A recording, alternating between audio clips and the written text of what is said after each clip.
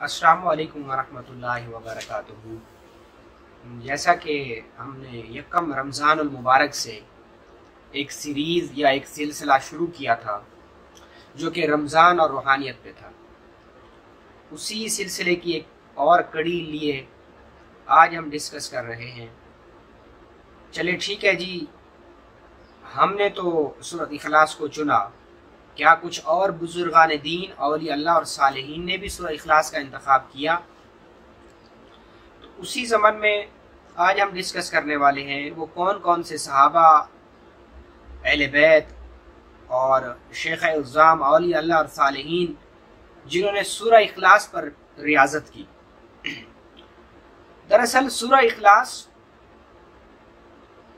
के अंदर एक लफ्ज़ बयान हुआ जिसको अहद बोलते हैं, कुल हुवल्लाहु अहद। तो ये जो लफ्ज़ अहद है ना, ये सबसे पहले तारीख में एक सहाबी रसूल के मुंह से निकला, और वो सहाबी रसूल किसी तारुफ के मोहताज नहीं हैं। सैयदना हज़रत बिलाल हबशी रज़ियल्लाहु ताला अन्हुमा, जब उमैया बिन खल्फ उनको तकलीफ दिया करता था तो आपके मुंह से ये लफ्ज़ निकला करता था कि अहद अहद अहद।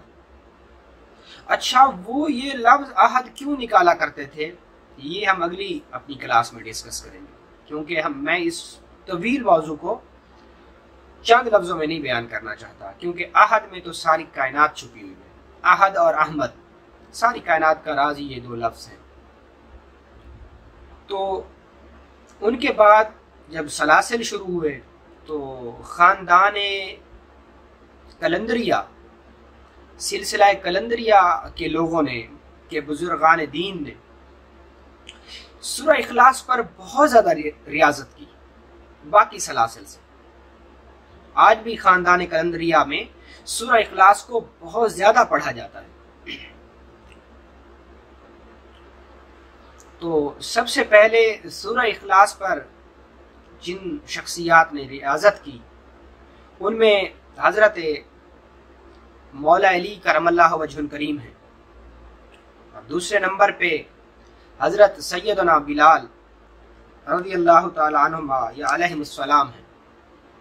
जी हाँ, ये सैयदना बिलाल मैंने इसलिए कहा क्योंकि हमारे आका मदीने वाले मुस्तफ़ा सरवर कौनैन सल्लल्लाहु ताला अलैहि वसल्लम ने फरमाया कि खबरदार खबरदार, बिलाल मेरी अहले बैत से है। तो हमेशा सैयदना बिलाल कह के बुलाया जाता है आप रज़ियल्लाहु ताला अन्हु। तो दूसरी शख्सियत सैयदना बिलाल ने सूरह इखलास पर रियाजत की। उनके बाद इसी तरीके से ये सिलसिले की जो इब्तदा हुई तो बहुत सारे अकाबरीन ने, सहाबा अहले बैत ने सूरह इखलास पर बहुत ज़्यादा रियाजत की। जैसा कि एक सहाबी रसूल हैं, वो हर वक्त नमाज में सूरह इखलास को ही पढ़ा करते थे। तो किसी ने शिकायत कर दी अल्लाह के नबी के यहाँ कि अल्लाह के नबी, आपके फलां सहाबी रसूल हर वक्त एक ही सूरत को पढ़ते हैं, सूरह इखलास को ही पढ़ते हैं। तो अल्लाह के नबी ने पूछा कि तुम क्यों इस सूरत को पढ़ते हो बारहा? तो फरमाया, या रसूलल्लाह, मुझे इस सूरत से मोहब्बत है। तो अल्लाह के नबी ने फरमाया कि ऐ सहाबी रसूल, बिलाशुबा तेरी ये मोहब्बत तुझे जन्नत में दाखिल करेगी। उनके बाद जो हमारे सलासिल शुरू हुए तो उनमें सबसे ज़्यादा जो मेरा मुताला है उसमें हज़रत बाबा फरीद गंज शकर मसूद रहमतुल्लाह ताला अलैह ने सूरत इखलास पर बहुत ज़्यादा रियाजत की। आपके खलीफा मजाज लिखते हैं कि आप रोज़ाना 14,000 बार सूरह इखलास को पढ़ा करते थे, और आपका ये मामूल था, मतलब आपकी जो वज़ाइफ थी, आपके मामूलात जो थे, उनमें से ये शामिल थी सूरह इखलास।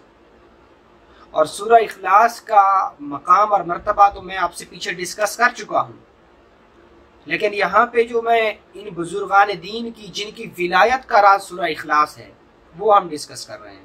तो उनमें हज़रत बाबा फरीद गंज शकर मसूद रहमतुल्लाह ताला अलैह, बिलाशुबा वो सूरह इखलास पर उनकी बहुत ज़्यादा रियाजत है, और वो रोज़ाना 14,000 बार सूरह इखलास को पढ़ा करते थे। उनके बाद हज़रत पीर सैयद ख्वाजा उस्मान हारूनी रहमतुल्लाह ताला अलैह, उन्होंने भी सूरह इखलास पर जो है ना बहुत ज़्यादा रियाजत की। उनकी भी विलायत का राज सूरह इखलास पर ही मुश्तमिल है। उनके बाद हज़रत मोइनुद्दीन चिश्ती अजमेरी रहमतुल्लाह ताला अलैह, जो कि सिलसिला चिश्तिया में आते हैं, उन्होंने भी सूरह इखलास पर बहुत ज़्यादा रियाजत की।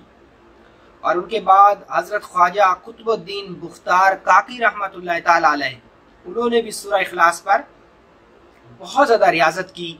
और आप रहमतुल्लाह ताला अलैह की जो विलायत का राज है वो सूरह इखलास पर ही है।